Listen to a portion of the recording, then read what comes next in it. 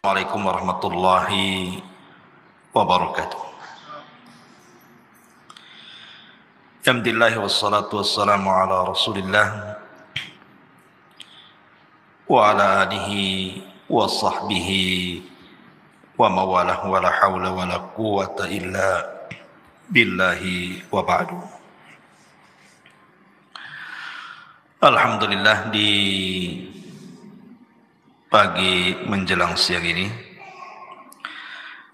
kita bisa kembali duduk di Masjid Nidaul Ilmi dalam rangka kajian rutin setiap Rabu jam 10, dan pembahasan di hari ini kita akan membahas seputar mukaffirat minadz-dzunub, hal-hal yang bisa menghapuskan dosa-dosa.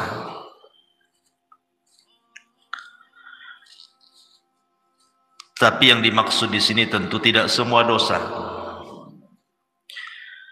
karena dosa itu terbagi menjadi 3.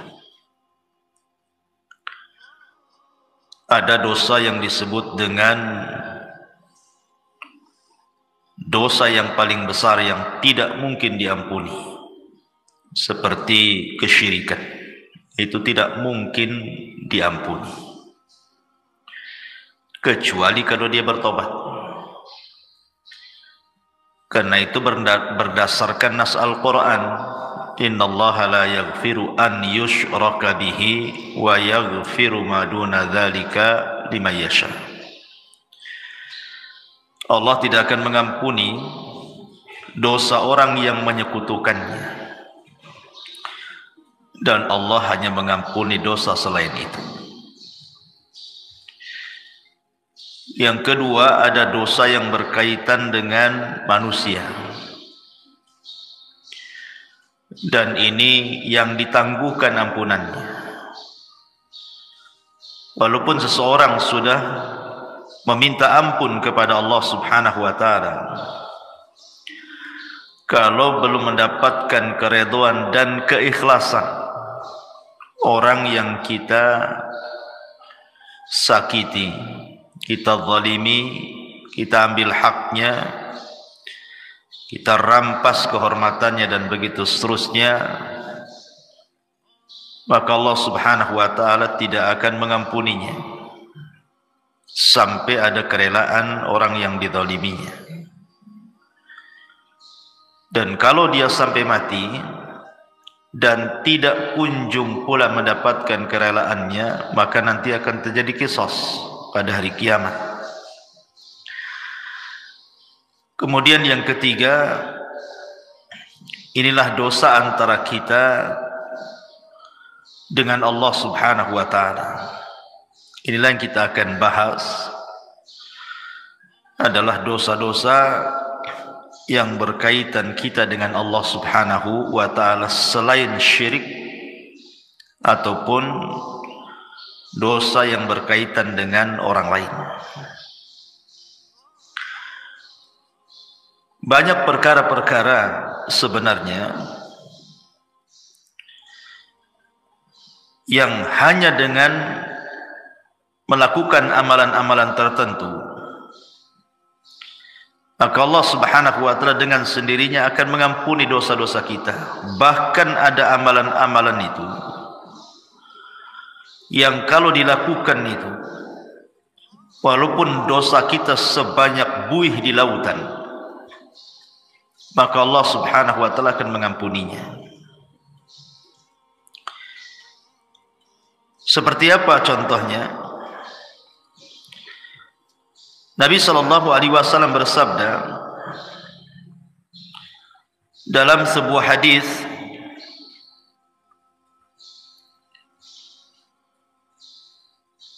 yang dikeluarkan oleh Imam Muslim dan yang lainnya, ketika menyebutkan riwayat tentang dosa-dosa yang akan diampuni walaupun dosa itu sebanyak buih di lautan. Kata Nabi sallallahu alaihi wasallam,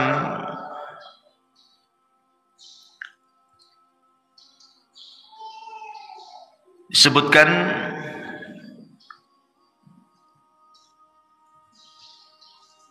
Taib.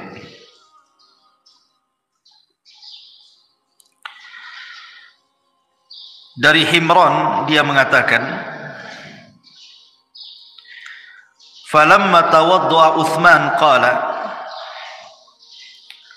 wallahi la uhaddithannakum hadithan wallahi laula ayah fi kitabillahi ma haddathtukumuhu inni sami'tu Rasulullah sallallahu alaihi wasallam yaqul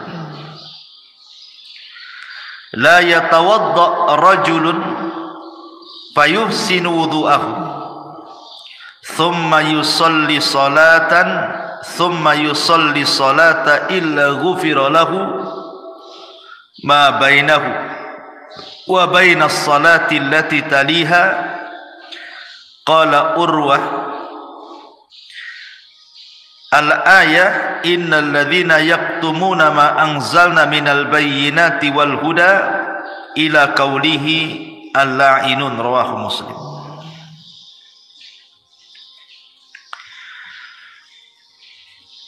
Dari Himran dia mengatakan, ketika Uthman ibn Affan radhiyallahu anhu, beliau melakukan wudu. Kemudian dia mengatakan, demi Allah, saya akan ceritakan kepada kalian sebuah hadis. Demi Allah, kalau bukan karena ayat dalam Al-Quran, tentu aku tidak akan ceritakan ini kepada kalian. Aku mendengar Nabi SAW bersabda, tidaklah seseorang berwudu, kemudian memperbaiki wudunya, kemudian salat, maksudnya salat 2 rakaat wudu, kecuali akan diampuni antara dia dan jarak solat dia yang akan dilakukan setelahnya. Maka Urwah mengatakan yang dimaksud ayat oleh Uthman itu adalah sesungguhnya orang-orang yang menyembunyikan apa yang kami turunkan dari keterangan-keterangan dan petunjuk sampai kepada perkataannya, merekalah orang-orang yang akan dilaknat oleh Allah Subhanahu wa ta'ala. Lihat bagaimana di sini Uthman ibn Affan radhiyallahu anhu menjelaskan bahwa wudu itu bisa menggugurkan dosa. Jadi tetesan-tetesan air wudu itu bisa menggugurkan dosa kita. Artinya bahwa hanya semata-mata kita berwudu itu sudah diteteskan dosa-dosa kita lewat air wudu tadi.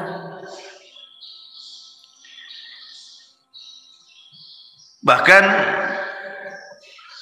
Nabi SAW juga mengatakan dalam riwayat Muslim dari Abi Hurairah radhiyallahu anhu, man sabbahallaha fi duburi kulli salatin thalathan wa thalathin wa hamidallaha thalathan wa thalathin wa kabbarallaha thalathan wa thalathin fatilka tis'atan wa tis'un wa qama tamamul mi'ati la ilaha illallah wahdahu la syarika lah lahul mulk wa lahul hamdu wa huwa ala kulli syai'in qadir ghufirat khatayahu wa in kanat mithla zabadil bahri. Jadi kalau seandainya wudu tadi Bu, itu sudah menggugurkan dosa. Semata-mata ibu wudu itu bisa menggugurkan dosa tuh dari air-air wudu itu. Kemudian ibu melaksanakan sholat wajib. Setelah sholat wajib itu kan ada zikir Bu. Lihat bagaimana keutamaan zikir ba'da sholat itu. Barang siapa yang bertasbih setiap selesai solat 33 kali, maksudnya ucapan subhanallah, kemudian mengucapkan alhamdulillah 33 kali, kemudian mengucapkan takbir Allahu Akbar 33 kali, maka jumlahnya 99 kali, digenapkan dengan la ilaha illallah wahdahu la syarikalah lahul mulku wa lahul hamdu wa huwa ala kulli syai'in qadir, kecuali akan dihapuskan kesalahannya walaupun sebanyak buih di lautan. Jadi jangan pernah meremehkan zikir setelah solat. Lihat bagaimana keutamaannya, luar biasa. Siapa yang bisa menghitung buih di lautan? Tidak ada. Tapi Nabi SAW mengatakan walaupun dosa kita seperti buih di lautan akan diampuni. Kemudian contoh yang lain dari Abu Hurairah radhiyallahu an, hadis ini disepakati Bukhari dan Muslim. Nabi SAW mengatakan man qala subhanallah wa bihamdi fi yaumin mi'ata marratin huttat khatayahu wa in kanat mithla zabadil bahri. Siapa yang melazimkan ucapan subhanallah wa bihamdi, kan mudah Bu ya, subhanallah wa bihamdi, sekali dengar saja hafal tuh. Fi yaumin mi'ata marrah, dalam satu hari itu 100 kali. Pamannya ibu bagilah, pagi berapa kali, siang berapa kali, sore berapa kali, malam berapa kali, pokoknya 100 kali dalam sehari. Tapi lihat pahalanya, maka akan dihapuskan kesalahannya walaupun seperti buih di lautan. Subhanallah, hanya mengucapkan subhanallah wa bihamdi 100 kali itu sudah menghapuskan kesalahan kita walaupun sejumlah buih di lautan. Atau contoh yang lainnya, hadis dari Abi Hurairah yang dikeluarkan oleh Imam An-Nasai dan Ibnu Hibban dalam sahihnya, man qala hina ya'wi ila firashihi la ilaha illallah wahdahu la syarika lah lahul mulku wa lahul hamdu wa huwa ala kulli syai'in qadir la haula wa la quwwata illa billahil aliyyil azim subhanallah walhamdulillah wa la ilaha illallah Allahu akbar ghufirat lahu dhunubuhu aw khatayahu wa in kanat mithla zabadil bahri. Siapa yang menuju pembaringannya sebelum tidur, maksudnya Bu, ibu baca la ilaha illallah wahdahu la syarikalah, tidak ada sembahan yang berhak disembah kecuali Allah, dialah semata yang tidak ada sekutu baginya. Lahul mulku wa lahul hamdu, baginya kerajaan, baginya pujian. Wa huwa ala kulli syai'in qadir, dan dia atas segala sesuatu maha mampu. La haula wa la quwata illa billahil aliyyil azim, tidak ada daya dan kekuatan kecuali milik Allah yang maha tinggi lagi maha agung. Subhanallah, maha suci Allah. Walhamdulillah, segala puji hanya milik Allah. Wa la ilaha illallah, tidak ada sembahan yang berhak disembah kecuali Allah. Wallahu akbar, dan Allah maha besar, kecuali akan diampuni dosanya atau kesalahannya walaupun kesalahan ibu itu sejumlah buih yang ada di lautan. Hanya membaca 1 kali ini saja loh sebelum tidur. La ilaha illallah wahdahu la syarikalah lahul mulku wa lahul hamdu wa huwa ala kulli syai'in qadir la haula wa la quwata illa billahil aliyyil azim subhanallah walhamdulillah wa la ilaha illallah Allahu akbar. Cukup menghapuskan kesalahan kita walaupun sejumlah buih yang ada di lautan. Subhanallah Bu ya. Lihat, sebenarnya amalan-amalan zikir seperti ini itu kan bisa kita lakukan. Karena zikir itu bisa dilakukan anak kecil, bisa melakukannya. Orang remaja bisa melakukannya, orang dewasa bisa melakukannya, orang tua bisa melakukannya, laki-laki bisa, perempuan bisa, kapanpun bisa. Tidak harus mengeluarkan modal, yang penting dihafal, dibaca. Tapi lihat pahalanya. Menunjukkan bahwa zikir itu amalan yang luar biasa. Salah satu penyebab dosa-dosa kita diampuni adalah dengan cara berzikir. Baik berzikir yang sudah ditetapkan, seperti setelah sholat yang saya tadi sebutkan, ataupun sebelum tidur, ataupun zikir umum tadi, membaca subhanallah wa bihamdi 100 kali. Tapi itu sudah cukup tuh menghapuskan dosa kita, walaupun sejumlah buih di lautan. Luar biasa. Sebenarnya Islam itu mudah gitu ya. Cuman kita saja yang kadang-kadang sulit untuk atau malas untuk melakukannya.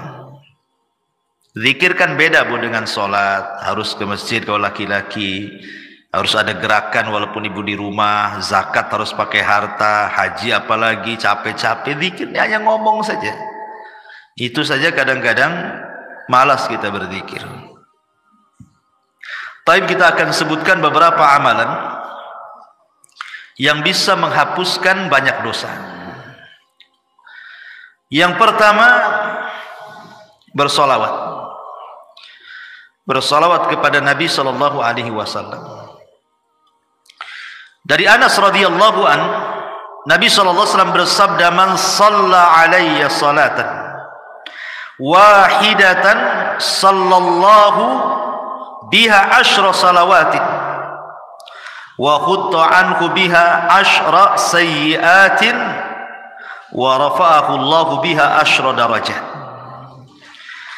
Barang siapa yang bersalawat kepadaku 1 kali, kata Rasulullah, maka Rasul akan bersalawat 10 kali kepada kita, dan kesalahan kita akan dihapus sebanyak 10 kesalahan, dan kita akan diangkat dengan 10 tingkatan. Hanya bersalawat saja Bu. Allahumma salli ala Sayyidina Muhammad. Hanya ngomong begitu. Maka Allah akan utus malaikat membawa salawat kita menuju mana? Malaikat akan datang ke kuburan Nabi. Kemudian akan memberitahukan kepada Nabi kita bahwa ada di antara umatmu yang bersalawat kepadamu. Maka Rasul akan bersalawat 10 kali kepada kita. Subhanallah. Apalah sulitnya bersalawat? Sambil jalan dari sini pulang, atau tadi dari rumah ke sini, Allahumma sholli ala Muhammad, kan gak ada susah. Biasakan. Kalau bisa setiap ibu kaget itu yang dibaca. Karena saya di masyarakat itu aneh-aneh, kalau orang kaget apa pula yang diomongkan tuh. Ya. Bahkan saya punya kawan tuh, kalau kaget bilang jangkrik. Kan sayang gitu. Kaget saja jangkrik katanya. Ya Allah kan. Apa susahnya Allahumma sholli ala Muhammad daripada jangkrik yang disebut? Ya, jadi salawat itu 1 kali sudah menghapuskan 10 kesalahan dari kita, mengangkat lagi 10 derajat dari kita. Rasul pula bersalawat 10 kali kepada kita. Ini yang pertama. Yang kedua adalah al-istighfar. Astagfirullah, astagfirullah, kan itu Bu ya. Kan mudah itu istighfar, sambil sini jalan pulang itu kan bisa astagfirullah, astagfirullah gitu ya. Disebutkan dalam sebuah hadis, Nabi sallallahu alaihi wasallam mengatakan, "Man lazimal istighfar ja'alallahu min kulli dzikin faraja." Siapa yang melazimkan baca istighfar, maka Allah akan jadikan kesulitannya lapang. Bahkan Nabi Allah Subhanahu wa taala berfirman, "Wa man ya'mal su'an aw yadlim nafsah thumma yastaghfirillaha yajidillah ghafurar rahim." Siapa yang melakukan kesalahan dan mendolimi dirinya, kemudian dia memperbanyak istighfar, maka Allah Subhanahu wa taala akan mengampuni dosanya, karena dia zat yang maha pengampun lagi maha penyayang. Dan lebih khusus lagi Rasul mengatakan, man istaghfarallaha fi duburi kulli salatin thalatha marrat faqala astaghfirullah alladzi la ilaha illahu al-hayyul qayyum wa atubu ilaih ghufira lahu wa in kana qad farra minaz zahfi. Barang siapa yang mengucapkan astaghfirullah setiap selesai solat 3 kali saja, astaghfirullah alladzi la ilaha illahu al-hayyul qayyum wa atubu ilaih, maka Allah akan ampuni walaupun dia membawa dosa pernah lari dari pertempuran. Lari dari peperangan itu, Bu, dosa besar. Nggak boleh orang lari dari peperangan itu, kecuali kalau musuhnya lebih banyak. Umpamanya lebih dari 3 orang, 1 melawan 3 orang, boleh lari. Tapi 1 melawan 2 orang nggak boleh lari, sebab kalau lari dosa besar. Walaupun dia punya dosa besar, lari dari pertempuran, kalau dia istighfar 3 kali setelah sholat, Allah akan ampuni dosanya. Luar biasa. Ini yang kedua. Yang ketiga, salawatul khams, sholat 5 waktu. Dari Abu Hurairah radhiyallahu an, Nabi SAW bersabda yang dikeluarkan Imam Muslim, as-salawatul khamsu wal jum'ati ilal jum'ati kafaratun lima bainahunna ma lam taghshal kabair. Salat 5 waktu dan Jumat ke Jumat adalah kafarah bagi dosa-dosanya selama dia tidak menenggelamkan diri dengan dosa besar. Sekarang ini, Bu, melakukan dosa kecil itu mudah sekali. Kalau dulu mungkinlah ya melakukan dosa kecil tetapi agak sulit gitu ya. Tapi kalau sekarang ini hampir tiap hari kita melakukan dosa kecil, Bu. Karena setiap kita ini punya handphone masalahnya. Terkadang di handphone itu kan nengok YouTube, nengok Facebook, nengok TikTok, ya kan? Atau apalah gitu ya. Terkadang nengok aurat di situ, entah laki-laki entah perempuan. Ya, yang di iklan-iklan lewat gitu kan. Kadang-kadang yang lewat di iklan itu kan nggak pakai jilbab juga tuh. Kadang-kadang ada yang lagi sepak bola gitu kan, di atas lutut celananya itu kan aurat laki-laki. Kadang terlihat laki-laki, terlihat aurat perempuan hampir setiap hari. Entah di iklan, entah di apa gitu kan. Itu kan termasuk dosa kecil. Maka kalau seseorang kemudian melanggengkan sholat 5 waktu, maka sholat dari duhur ke asar, asar ke maghrib, maghrib ke isya, isya ke subuh, subuh ke zuhur, itu di antara selang waktu sholat wajib ke wajib berikutnya itu menghapuskan dosa. Bahkan di zaman Nabi ada seorang anak muda itu berkhalwat dengan seorang perempuan, tapi tidak melakukan zina, maksudnya zina benaran. Hanya mungkin ya pegang-pegang, peluk-peluk, cium-cium gitu saja kan. Tapi tidak sampai zina besar. Tapi di mata para sahabat, dosa yang seperti itu sudah dianggap dosa besar itu. Nyesel dia. Datang dia kepada Nabi. Rasul, saya sudah melakukan dosa besar katanya. Kenapa? Kata Rasul, tadi saya berkhalwat dengan seorang perempuan begini, begini, begini, tapi tidak sampai melakukan zina besar, hanya berkhalwat saja. Kata Nabi SAW, hal shallaital asra ma'iya jama'atan, apakah tadi engkau sholat asar bersamaku jamaah? Kata anak muda ini, ya wahai Rasul. Apa kata Rasul? Idhab faqad ghafarallahu lak. Pergi kamu, Allah sudah ampuni dosamu. Kenapa? Karena Allah mengatakan innal hasanat yudhibna sayyi'at, bahwa kebaikan-kebaikan itu bisa menghapuskan keburukan. Baik, selanjutnya apa lagi? Sedekah. Dalam sebuah hadis yang dikeluarkan ataupun dari sahabat Hudzaifah bin Yaman, ketika Umar bin Khattab radhiyallahu an menanyakan kepada Hudzaifah soal fitnah yang akan terjadi di akhir zaman, Maka kemudian adalah yang kemudian Hudzaifah bin Yaman mengatakan, ana sami'tuhu yaqul, aku mendengar Nabi SAW bersabda, kata Hudzaifah, fitnatur rajuli fi ahlihi wa malihi wa jarihi tukaffiruha as-salatu was-siyamu was-sadaqah. Fitnah seseorang dari keluarganya, dari hartanya, dari tetangganya itu bisa digugurkan dengan salat, puasa dan sedekah. Jadi sedekah juga bisa menggugurkan dosa.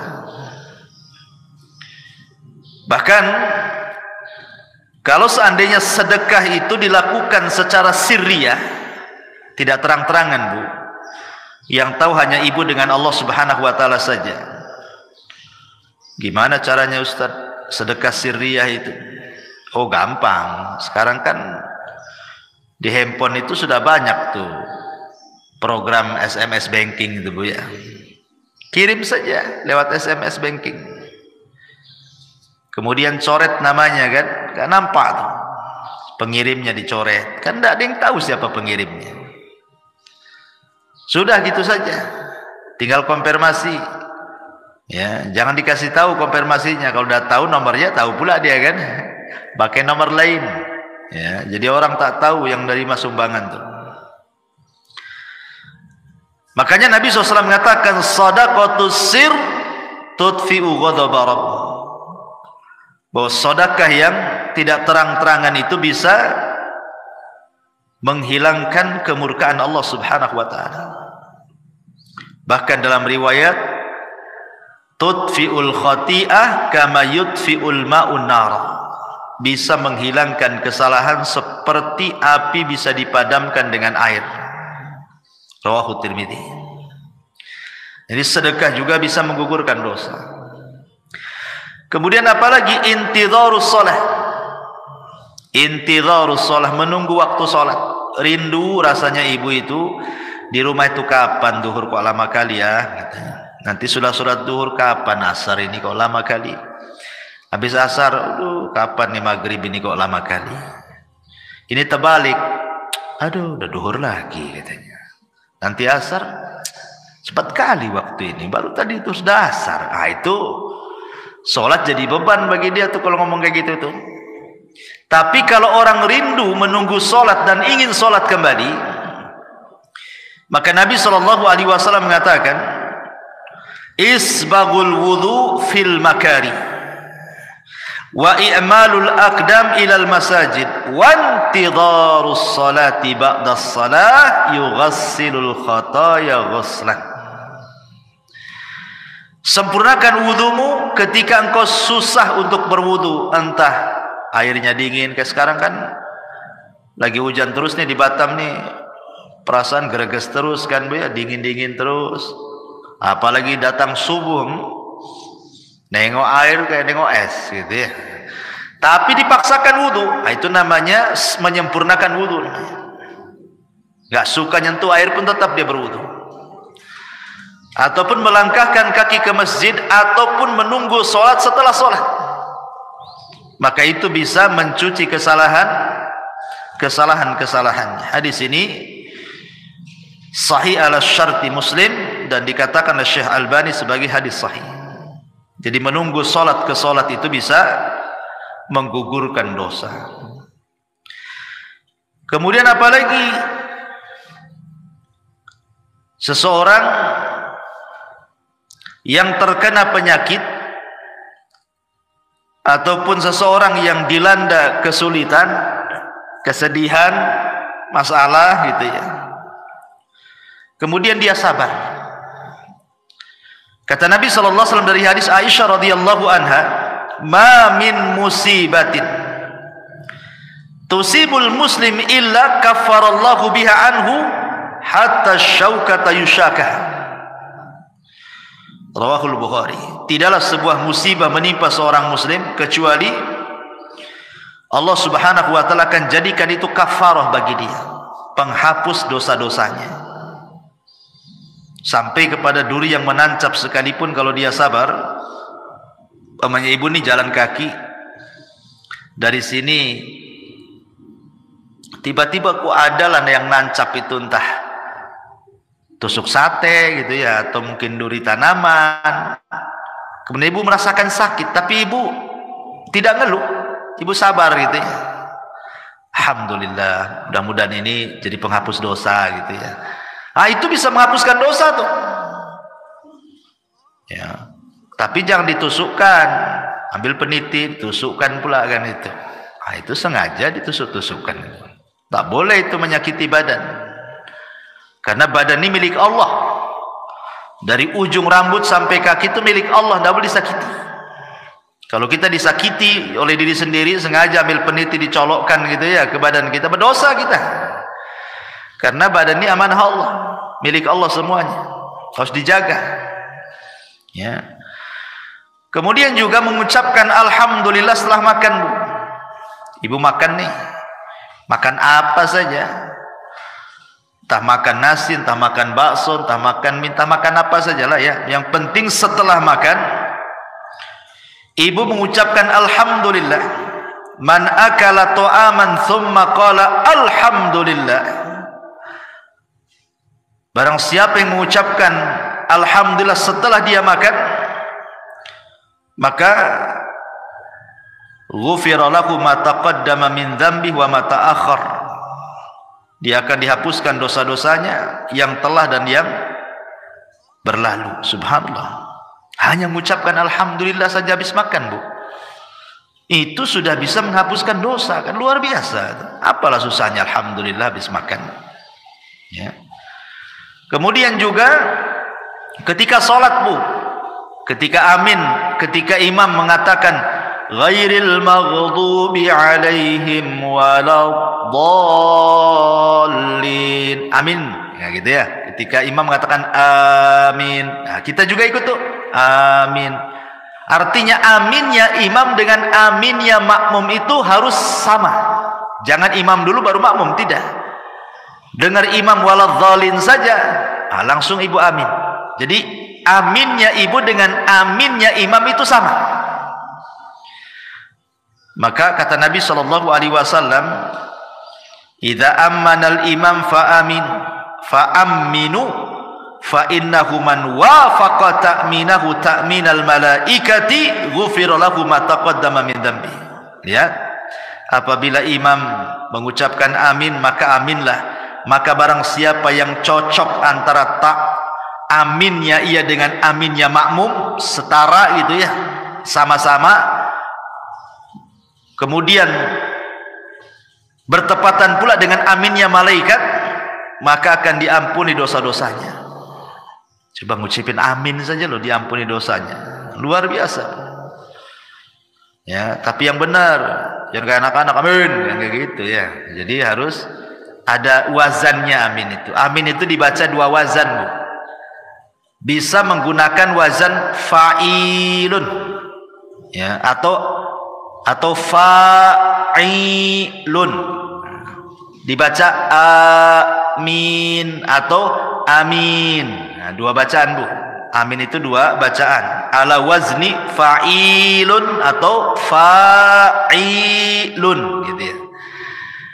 Bisa dibaca amin ataupun amin. Nah, dua-duanya boleh. Karena arti amin itu artinya ya Allah kabulkan doaku. Allahumma istajibli, itu arti amin itu. Jadi jangan main-main dengan amin itu, karena amin itu meminta kepada Allah agar doa kita dikabulkan dalam sholat. Kemudian juga contoh amalan yang lain adalah al-masyu ilal masajid, melangkah ke masjid. Itu pun termasuk yang bisa menggugurkan dosa. Seperti hadis yang tadi saya baca, isbagul wudu alal makarih wa kathratul khuta ila al masajid ghufira lahu ma taqaddama min dhanbi. Kemudian juga yang selanjutnya, bagi laki-laki al-muhafadhati ala salatil jum'ah, yang menjaga salat Jumat. Karena Rasul mengatakan al-jum'atu ila al-jum'ati kafaratun lima bainahuma. Subhanallah. Jadi kalau seorang laki-laki melaksanakan Jumat nih, pemain Jumat ini, betul-betul dia melaksanakan Jumat. Kemudian nanti ketemu Jumat minggu depan tuh Bu, antara Jumat sekarang dengan Jumat minggu depan itu dosa kita sudah diampuni tuh. Ya, makanya ibu dorong suami itu, jangan malas-malas ke masjid untuk sholat Jumat kalau datang Jumatan itu. Cepatlah bang ke masjid biar dapat unta. Nanti kalau terakhir nggak dapat tuh telur ayam pun tidak dapat gitu ya. Kemudian juga yang bisa menghapuskan dosa adalah kafaratul majlis Bu. Ingat ibu ya, kafaratul majlis itu penting Bu. Ibu umpamanya datang ke arisan atau mungkin datang ke kondangan, atau ibu main ke rumah kawan, entah berdua, entah bertiga, entah berempat, ngobrol lah ibu di situ sambil makan rujak, ya kan? Nanti Bu setelah pulang Bu, setelah selesai mau balik nih Bu ya, jangan lupa Bu baca kafaratul majlis. Subhanakallahumma bihamdika asyhadu an la ilaha illa anta astaghfiruka wa atubu ilaih. Kata kawannya, kayak ustad aja katanya, ya habis ngaji ya. Bukan kafaratul majlis, bukan penutup kajian. Kafaratul majlis itu penutup majlis. Kenapa Bu disarankan membaca kafaratul majlis? Yang namanya orang ngobrol bertiga, berempat, apalagi orang rame Bu, terkadang adalah yang keseleo ngomong tuh, entah keseleo akhirnya bicarakan orang, entah terlalu kasar nyinggung orang yang ada di situ. Coba bayangkan, coba ibu datang ke rumah kawan tak ada dosa, tahu-tahu ngobrol di situ jadi punya dosa. Akhirnya apa? Gibain orang, atau mungkin tersinggunglah orang yang ada di situ dengan ucapan ibu gitu ya, atau dengan intonasi ibu disangka ibu marah, jadi orang nggak enak kan. Nah, supaya hilang dosa-dosa di majelis itu Bu, pulang tak bawa dosa, berangkat tak bawa dosa, gitu maksudnya. Supaya pulang pergi itu betul-betul tak bawa dosa. Jangan pula berangkat tak bawa dosa, pulang pula bawa dosa. Nah, itu pentingnya kafaratul majlis. Kemudian juga ibu kalau dengar azan Bu, kan di situ apa namanya, ada doa. Ya, doa apabila ibu mendengar suara muazzin. Kata Nabi SAW, biasakan kalau umpamanya ibu kan setelah membaca, kata Rasul kalau muazzin bilang Allahu Akbar ya kita Allahu Akbar kan itu ya, sampai kepada hayya ala taini ya, hayya ala shalah ya al falah, kan tidak sama tuh jawabannya. Ibu membaca la haula wala quwata illa billah, habis itu kemudian membaca doa azan kan, Allahumma rabb hadhihi da'wati tamah sampai selesai. Selepas itu ibu membaca asyhadu an la ilaha illallah wahdahu la syarikalah wa anna muhammadan abduhu wa rasuluh raditu billahi rabbah wa bi muhammadin rasulah wa bil islami dina ghufira lahu min dzambihi. Kalau ibu membaca selepas mendengar azan asyhadu an la ilaha illallah wahdahu la syarikalah wa anna muhammadan abduhu wa rasuluh raditu billahi rabba wa bi muhammadin nabiyya atau rasula wa bil islami dina, maka akan diampuni dosa-dosanya. Coba hanya ngomong begitu saja diampuni dosa-dosanya ya. Kemudian juga at-tasamuh wal af, at-tasamuh wal af, memaafkan orang dan berlapang dada dari orang. Karena dalam sebuah ayat surah Al-Imran ayat 133 sampai 134 Allah mengatakan, wasari'u ila maghfiratin min rabbikum wa jannatin arduhas samawati wal ardu uiddat lil muttaqin. Bersegeralah kalian kepada keampunan Rabb kalian, karena sorga seluas langit dan bumi diperuntukkan untuk orang-orang yang bertakwa. Siapa orang yang bertakwa di sini?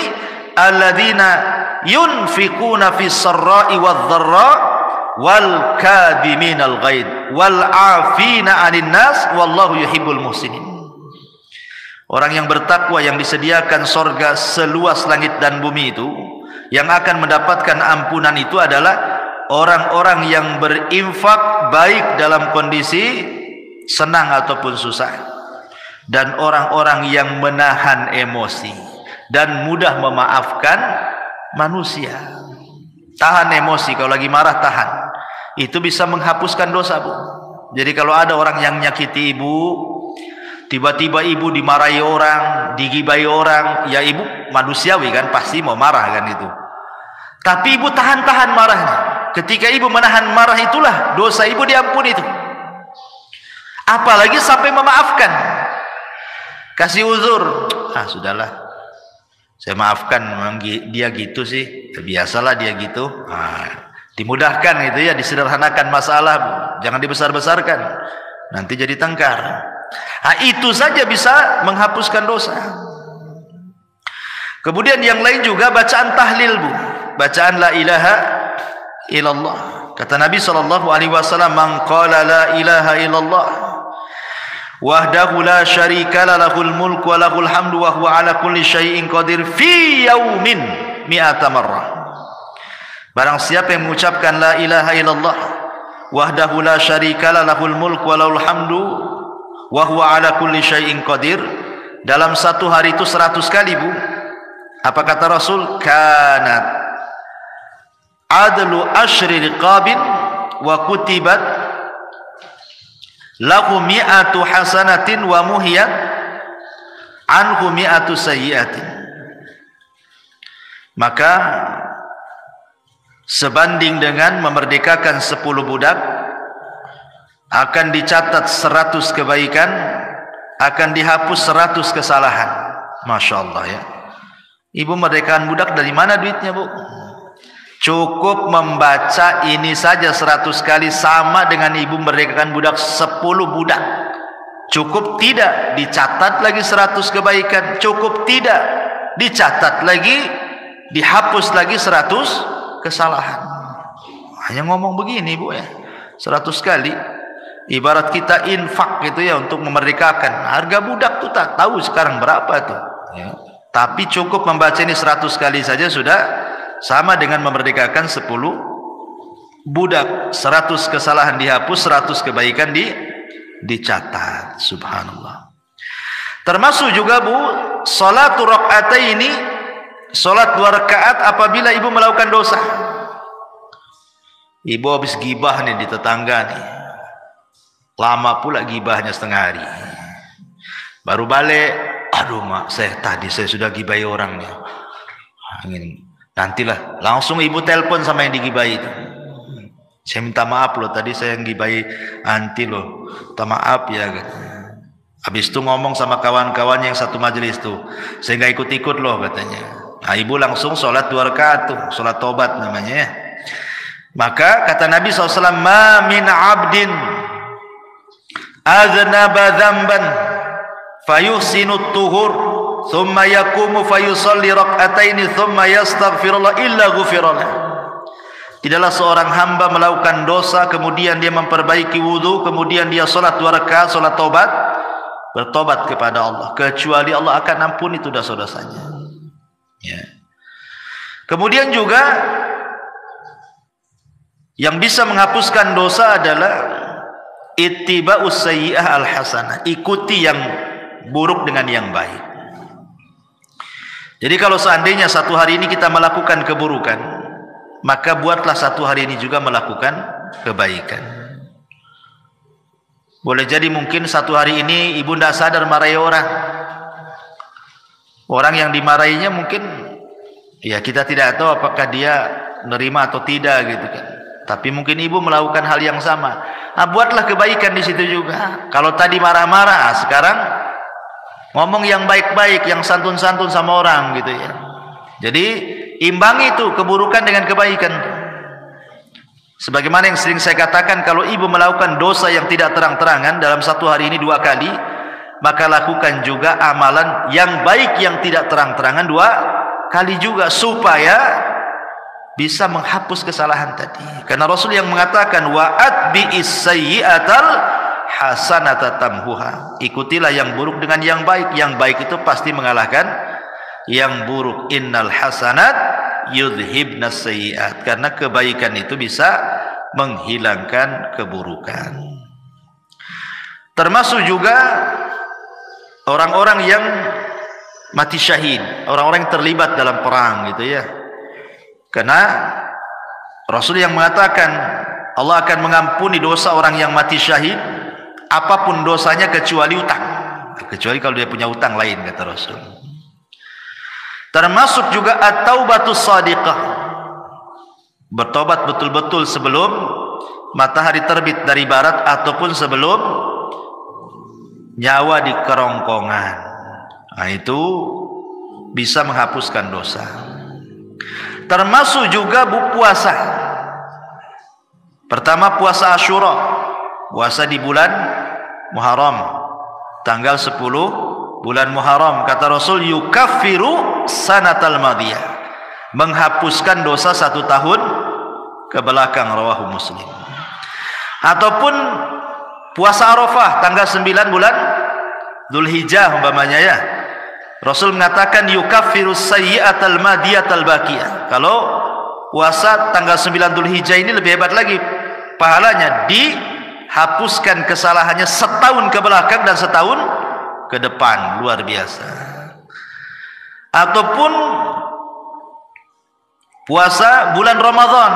Nah, itu kalau Ramadan jelas-jelas Bu ya, puasanya, sholat malamnya, Lailatul Qadarnya, itu menghapuskan dosa semua itu.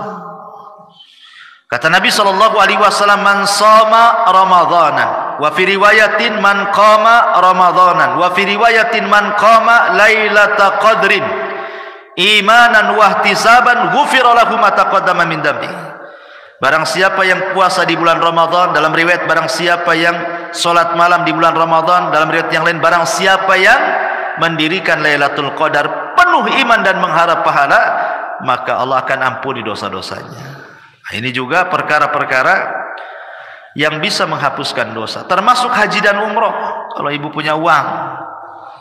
Karena Nabi SAW yang mengatakan, man hajja lillahi falam yarfus walam yafsuq raja'a ka yaumin waladathu ummuhu. Siapa yang haji karena Allah Bu, bukan karena manusia, dia tidak mengeluarkan kata-kata kotor selama haji, tidak melakukan kemungkaran selama haji, kefasikan, kecuali pulang Bu seperti anak bayi.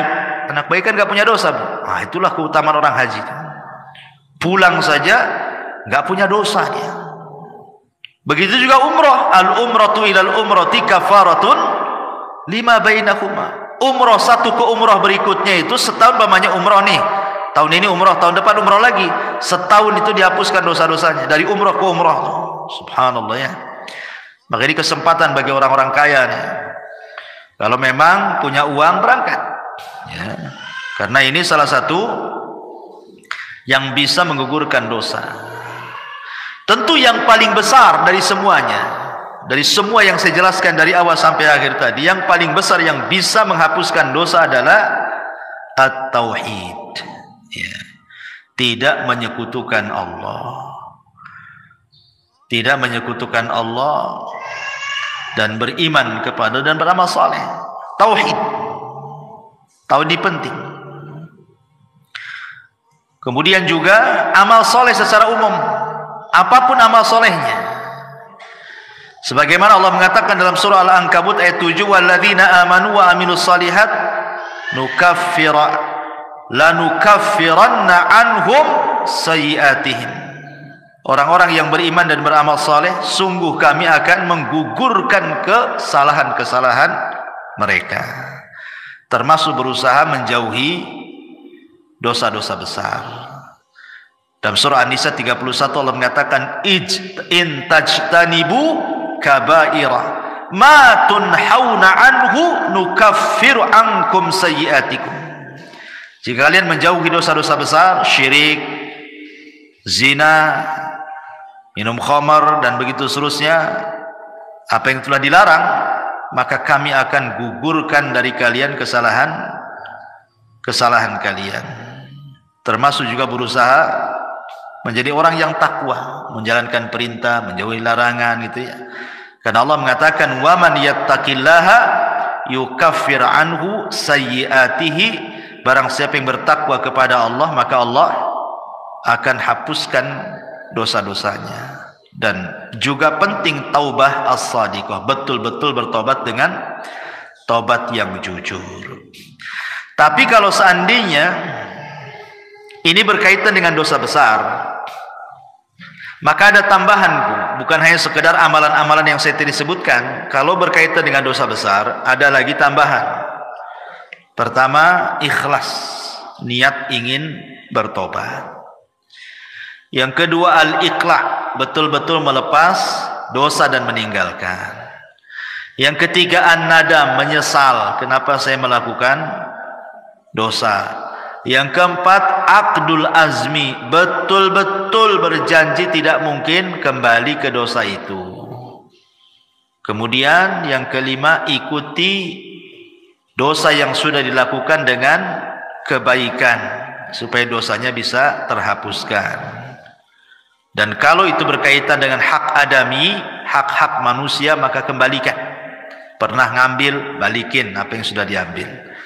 Pernah zalimi, minta keridhaannya agar dimaafkan kezalimannya. Dan begitu seterusnya. Ma'asyiral muslimat yang dimuliakan Allah Azza wa Jalla. Adapun tentang keutamaan taubat sendiri, bertobat kepada Allah Azza wa Jalla. Yang pertama, taubat itu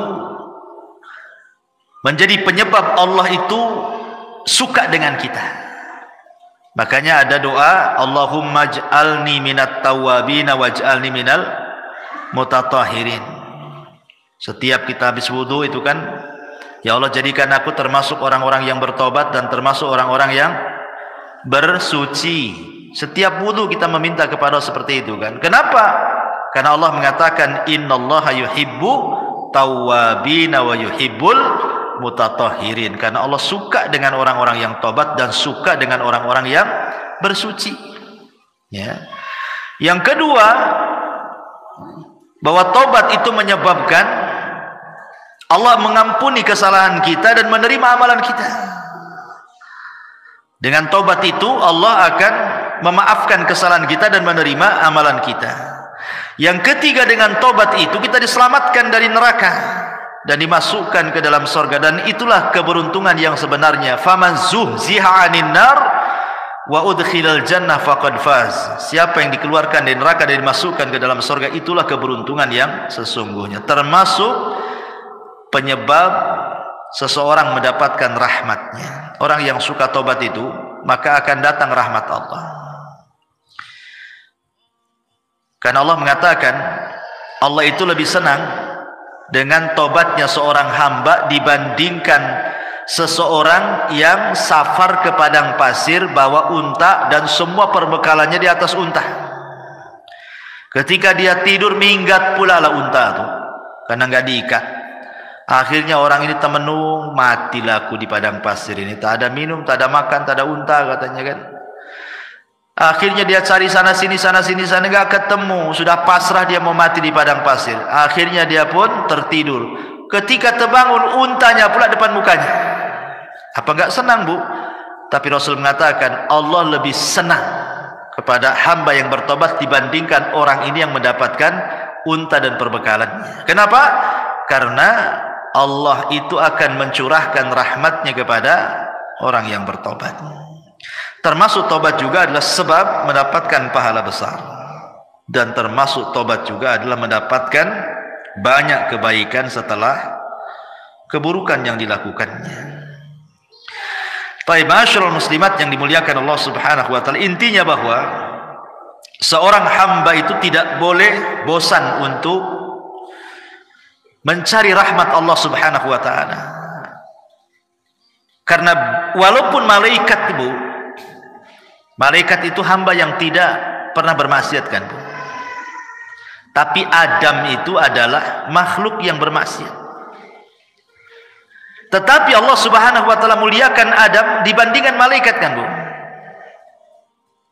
Adam bermaksiat, kemudian bertobat. Malaikat bertobat terus, tak pernah maksiat. Tapi Allah muliakan Adam. Kenapa? Perhatikan hadis Nabi sallallahu alaihi wasallam.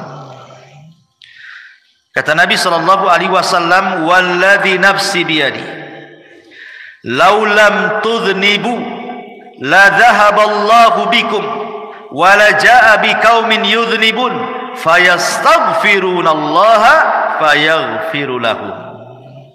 Demi zat yang jiwaku di tangannya, kata Rasul, seandainya kalian tidak melakukan dosa seperti malaikat, anggaplah kalian seperti malaikat, tidak punya dosa, tidak pernah melakukan dosa, tentu Allah akan binasakan kalian semua, dan akan didatangkan sebuah kaum yang berdosa kemudian minta ampun kepada Allah, Allah pun ampuni dia. Kenapa? Karena Allah suka dengan orang yang bertobat. Lah macam mana orang bertobat kalau tak punya dosa?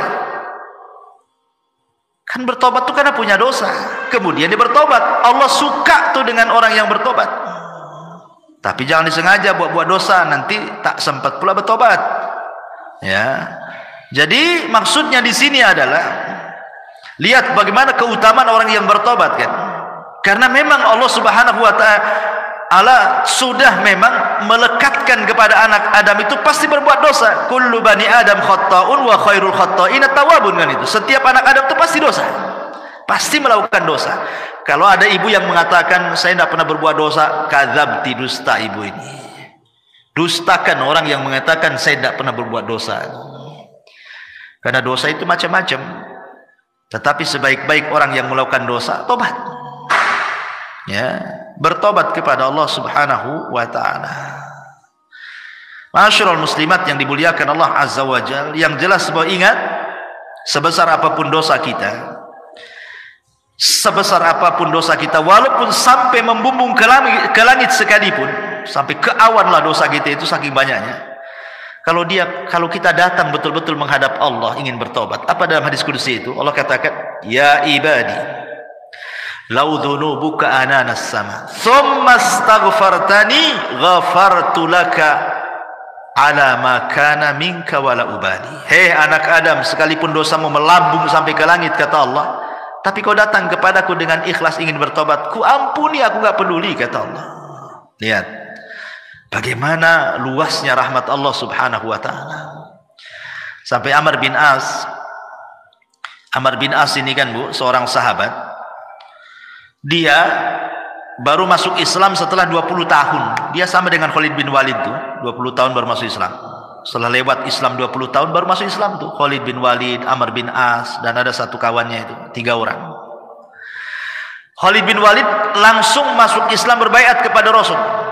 Amr bin As pula ragu-ragu. Kata Rasul, kenapa kau ragu-ragu, hai Amr? Apakah kau ragu-ragu dengan agamaku? Kata Rasul. Kata Amr, bukan itu wahai Rasul, aku ingin masuk Islam tapi ada syaratnya, kata Amr. Kata Rasul, apa syaratnya? Begini Rasul, kau tahu apa yang sudah aku lakukan kepadamu dan sahabatmu, sampai ketika kaum muslimin hijrah ke Habasyah juga Amr bin As yang melobi Najasyi untuk memulangkan. Kau sudah tahu dosaku banyak wahai Rasul, saya siap masuk Islam. Pertanyaannya, aku minta syarat. Kata Rasul, apa syaratnya? Seandainya aku masuk Islam, maukah kau berdoa kepada Allah agar dosa-dosa yang selama ini kulakukan kepadamu dan sahabat-sahabatmu Allah ampuni? Rasul pun tersenyum dan mengatakan, ya Amr, innal Islam yahjubu ma qabla. Amr, Islam itu menghapuskan dosa-dosa sebelum Islam. Sebagaimana taubat itu tahjubu ma qabla, menghapuskan dosa-dosa sebelum taubat. Artinya nikmat Allah, rahmat Allah itu luas. Di zaman Bani Israel ada 99 orang dibantai oleh preman, tapi dapat hidayah. Preman ini ingin bertaubat. Datang dia kepada seorang rahib, jahil pula rahib ini. Rahib, Pak Pendeta, saya ingin masuk bertobat nih, saya sudah membunuh 99 jiwa nih, macam mana cara nebusnya nih? Kata pendeta itu, oh nggak bisa, kau dosamu udah banyak tuh. Satu orang kau bunuh saja besar, 99 pula kau bunuh, tak bisa, nggak ada tobat bagimu. Gitu. Marah dia, dibantai pula tuh si rahib itu. Kenapa 100 jiwa dia bantai? Tapi dia tidak putus asa ingin bertobat. Ketemulah seorang alim, memang ahli ilmu gitu ya, bertanya, ada nggak tobat? Saya sudah membunuh 100 jiwa, yang terakhir seorang rahib ku bantai gitu. Akhirnya kata sang alim nih, ada, tapi kau harus datang ke perkampungan. Kampung itu semua orang alim, orang soleh, orang baik. kau gabunglah dengan mereka. Mudah-mudahan Allah berikan rahmat kau di sana. Menunjukkan apa? Lingkungan itu mempengaruhi tobat. Ya, berangkat dia di tengah jalan antah berantah, mati pula dia, entah jatuh entah apa, mati dia. Belum sampai ke kampung yang dituju. Datang malaikat azab mau ngambil ruhnya. Dia pantas masuk neraka katanya. Datang pula malaikat rahmat, bukan, dia ahli sorga karena sudah ada niat tobat. Kata malaikat Adam, tidak bisa, dia sudah membunuh 100 jiwa, yang terakhir itu pendeta dibunuh dia katanya. Akhirnya rebutanlah ruhnya malaikat azab dan rahmat ini. Akhirnya Allah mengutus apa? Malaikat hakim. Kata malaikat hakim pemutus ini, tunggu dulu, jangan diputuskan apakah dia termasuk ahli nar atau ahli jannah katanya. Kita ukur dulu antara kematian dia jaraknya dengan kampung yang dituju, dengan kematian dia kepada orang yang bertanya. Kalau dekat kepada yang bertanya, masukkan dia ke neraka. Kalau dekat ke kampung yang dituju, masukkan dia ke sorga. Sebenarnya disebutkan dalam riwayat itu, dia itu baru keluar dari orang yang bertanya. Artinya desa yang dituju masih jauh itu sebenarnya. Tapi karena Allah luas rahmatnya, dilipatlah bumi itu sama Allah. Akhirnya didekatkan ke kampung itu. Padahal sebenarnya dekat ke yang ditanya karena baru keluar dari orang yang bertanya itu. Tapi karena rahmat Allah itu luas, dilipat bumi sama Allah, didekatkan ke kampung yang akan dituju bertobat tuh. Subhanallah. Itulah kenapa Allah mengatakan inna rahmati taghlibu ghadabi. Rahmatku mengalahkan kemurkaanku. Allah lebih sayang. Ya, karena sudah ada niat tobat, dilipat bumi, dekatkan pula ke kampung bertobat, masuklah dia ke dalam sorga. Itu menunjukkan apa? Jangan putus asa dari rahmat Allah Azza wa Jalla. La taqnatu min rahmatillah, innallaha yaghfiru dzunuba jami'a. Jangan pernah putus asa dari rahmat Allah. Karena Allah itu mengampuni semua dosa, sebesar apapun dosa, hatta syirik sekalipun. Anggaplah syirik sekalipun. Tapi kalau dia ingin bertobat kepada Allah Subhanahu wa taala, tidak ada mustahil. Allah itu Ghafurur Rahim. Allah itu maha menerima tobat siapapun. Dan harus yakin, ya, rahmat Allah itu luas. Rahmat Allah itu seluas-luasnya. Sampai ada seorang anak muda di zaman Bani Israel, tidak pernah melakukan dosa 70 tahun. Mana ada zaman sekarang anak muda nggak melakukan dosa? Yang ada gemar melakukan dosa. Jadi ada anak muda di zaman Bani Israel itu 70 tahun dia tak berbuat dosa, Bu. Meninggal dia. Berdiri di pintu sorga. Kata Allah, masuk kau ke dalam sorga dengan rahmatku. Kata anak muda itu, tidak mau saya. Saya ingin masuk sorga dengan amalanku katanya. Kata Allah, masuk kau ke dalam sorga dengan rahmatku. Tidak, saya tidak akan masuk sorga dengan rahmatmu, tapi saya ingin masuk sorga dengan amalanku. Kalau memang aku pernah berbuat dosa, kemudian kau ampuni dosaku, kau masukkan aku ke sorga dengan rahmatmu, wajar. Aku loh tidak pernah berbuat dosa, masa dengan rahmatmu aku masuk sorga? Aku ingin masuk sorga dengan amalan juga. Kata Allah, baik, hitung berapa amalmu. Dihitunglah amalannya itu. Rupanya setelah dihitung amalannya tidak sebanding lah dengan satu nikmat Allah yang Allah berikan kepadanya berupa penglihatan. Takut dia tak masuk sorga. Akhir mengatakan, ya Rabb, sudahlah, nggak apa-apa, masukkan aku ke surga dengan rahmatmu saja katanya. Nah, lihat. Jadi rahmat Allah itu luas. Jangan stres. Banyak orang yang stres gara-gara pernah melakukan dosa, ingin tobat, kayaknya Allah sudah tutup pintu tobat. Enggak, Allah itu beda dengan manusia. Kalau manusia kita sakiti, kita jengkeli, ya kan Bu, kemudian kita datang ke rumahnya, ngetuk pintu, tadi buka-buka sama dia. Tapi kalau Allah berbeda. Kalau kita hari-hari mengetuk pintu langit, minta ampun kepada Allah, Allah lah setiap hari loh, sepertiga malam akhir loh, menawarkan ampunannya kepada kita. Hei hamba-hambaku, kata Allah, man yad'uni fa astajibalah, wa man yas'aluni fa utiya, wa man yastaghfiruni fa aghfirullah. Siapa yang berdoa aku kabulkan, siapa yang minta aku kasih, siapa yang minta ampun ku ampuni.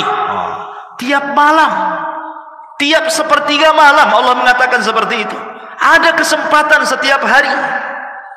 Dan hebatnya Allah itu, Bu, salah satu di antara sifat Allah itu atau nama-nama Allah itu ada sitir. Allah itu memiliki sifat sitir. Sitir itu apa, Bu? Menutup aib kita. Kita melakukan dosa di malam hari, Allah tutup pula aib kita di siang hari. Kita melakukan dosa di siang hari, Allah tutup aib kita di malam hari. Kurang apa Allah itu coba? Sudah kita berbuat dosa kepada Allah, Dia pula tutupi aib kita. Karena mulianya manusia itu karena ditutup aibnya sebenarnya. Coba kalau seandainya orang itu dibongkar aibnya, Bu, nggak ada orang menghormati orang itu, pasti meletakkan pasir semua di atas kepalanya. Imam Ahmad saja ngomong begitu. Ketika murid-muridnya datang kepada Imam Ahmad lagi belanja tuh di pasar tuh. Kata murid-muridnya, ya Imam, biar kami bawa barang-barangmu ke rumah. Kau jalan kaki saja, kau kan guru kami katanya. Kata Imam Ahmad, enak saja kau ini katanya. Kau kan nggak tahu aibku saja, kata Imam Ahmad.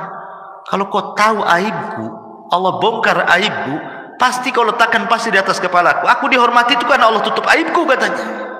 Semua manusia, mau ustadznya, mau santrinya, mau awamnya, mau menterinya, mau presidennya, mau siapapun manusia di dunia ini, Bu, kalau sempat Allah bongkar aibnya, nggak ada manusia itu dihormati sama sekali.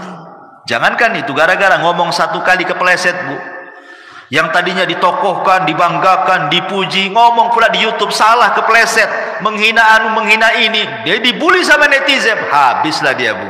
Itu baru kepeleset satu tuh, sudah dihabiskan nih, nggak dihormati lagi, dicaci maki yang ada itu sama netizen.